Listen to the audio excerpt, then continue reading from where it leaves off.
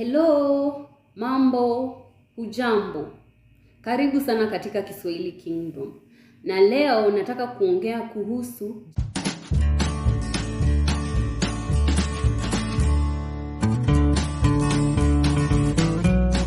jinsi unavyoweza kujiimarisha katika Kiswahili.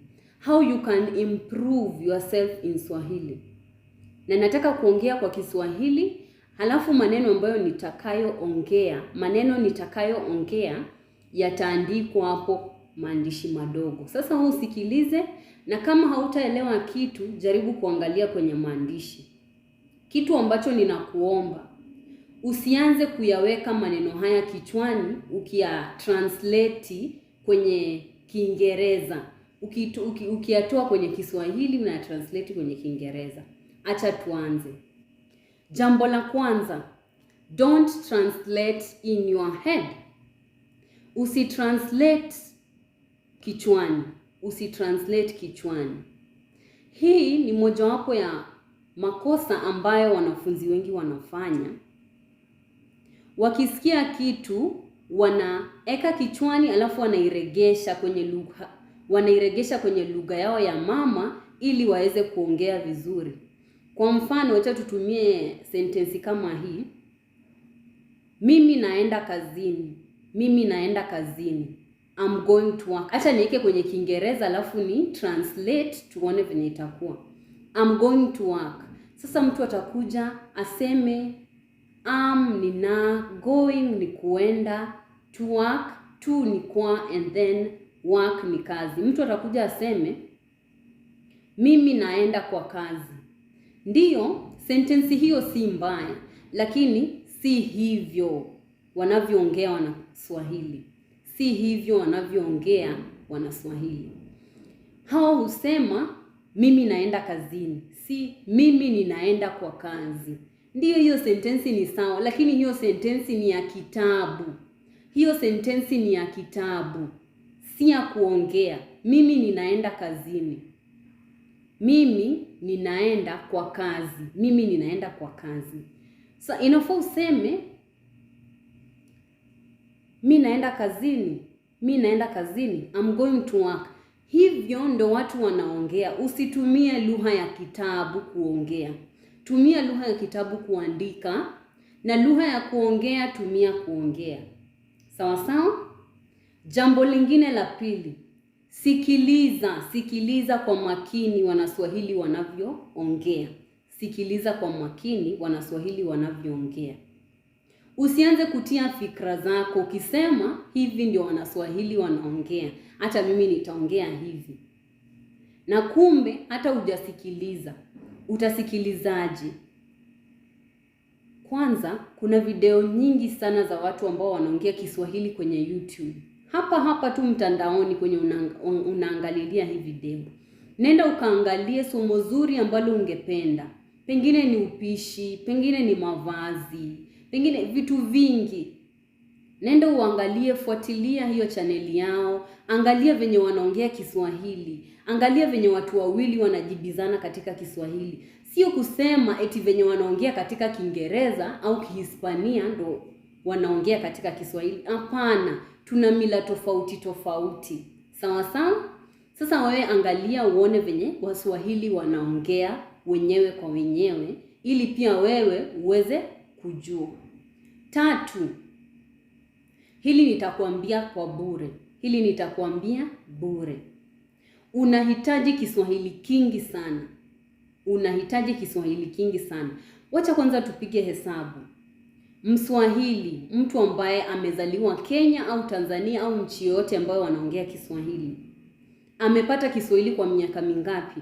Tuseme sasa hivi ana miaka 20. Sasa ameishi kwa nchi hiyo kwa miaka 20. Ameishi nchini humo miaka 20. Sasa we niambie, Kiswahili ambacho amepata miaka 20, we utakipata kwa miaka 2? Sasa kitu ambacho unafaa kufanya ni, yeye hakuwa anasoma kila siku, kila saa anasoma Kiswahili, lakini alikuwa kwenye hayo mazingira ambayo watu wanaongea Kiswahili. Akienda shuleni anasoma Kiswahili, pengine somo moja ni Kiswahili, hivyo tu. Alafu anaelewa zaidi. Sasa wewe utafanyaje ndio uweze kuwa kama yeye? Unahitaji Kiswahili kingi sana. Sasa wewe nenda ukasome, usikilize, ufuatilie, ufanye kila kitu ambacho utaweza. Na ukitaka kuwa kwenye mazingira ya Kiswahili, si lazima uje Kenya, si lazima uje Tanzania. Unaweza tu kuwa hapo ambapo ulipo, lakini hata ukiweka redio unasikia Kiswahili, ukisikiliza televisheni ni Kiswahili, kwenye simu yako ni Kiswahili. Mazingira ulionayo umezungukwa na Kiswahili. Pengine uweke siku moja katika kalenda yako, pengine siku moja kwa wiki au siku mbili kwa wiki, useme hii ni siku ya Kiswahili. Ukuwe unajaribu kivyovyote vile ambavyo unaweza kuzungumza Kiswahili, kwa sababu unahitaji Kiswahili kingi sana. Tumeelewana? Jambo la 4, rudia kile ambacho Wanaswahili wanasema. Repeat what Swahili native speakers are saying. Rudia kile ambacho Wanaswahili wanasema.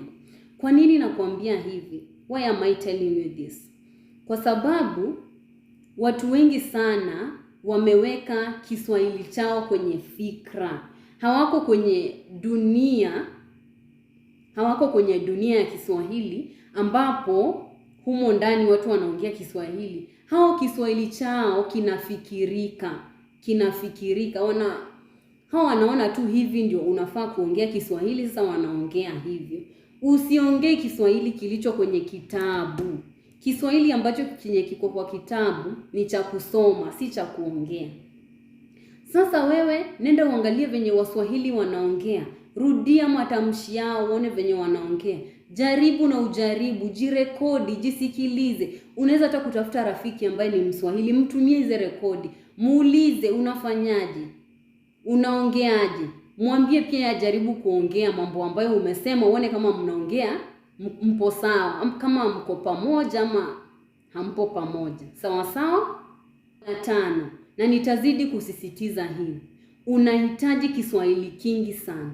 Sasa soma, sikiliza. Soma, sikiliza ili ujizoeshe katika Kiswahili, ili akili yako iweze kuzoea Kiswahili. Unajua kwa sasa akili yako imezoea lugha yako ya mama. Pengine lugha yako ya mama ni Kiingereza au Kihispania au Kifaransa. Lugha yoyote hiyo ambayo ni lugha yako ya mama. Lakini sasa utafanyaje ili ujizoeshe Kiswahili? Sikiliza, tamka, ongea. Unaona? Fanya hivi vitu vyote ili akili yako iweze kuzoea. Nitakuwa naongea Kiswahili. Akili yako ikuambie nitakuwa naongea Kiswahili, si nitakuwa naongea Kifaransa. Kifaransa ni lugha yako ya mama. Utakuwa unaiongea, lakini kwa sasa unajifunza Kiswahili. Jifunze, kiongee, kisikilize mahali popote ambapo unaenda. Sawa? Jambo la 6. Utafanyaje ili mazingira yako yawe katika Kiswahili? Nilivyosema, unaweza weka redio iwe kwa Kiswahili, televisheni iwe kwa Kiswahili, nini viwe kwa Kiswahili. Ukiona vitu vyako jikoni, unaona tu Kiswahili. Pia hivyo ndio umefanya mazingira yako kuwa Kiswahili. Lakini pia huwa unatumia muda wako mwingi wapi? Muda wako mwingi unatumia kwenye simu.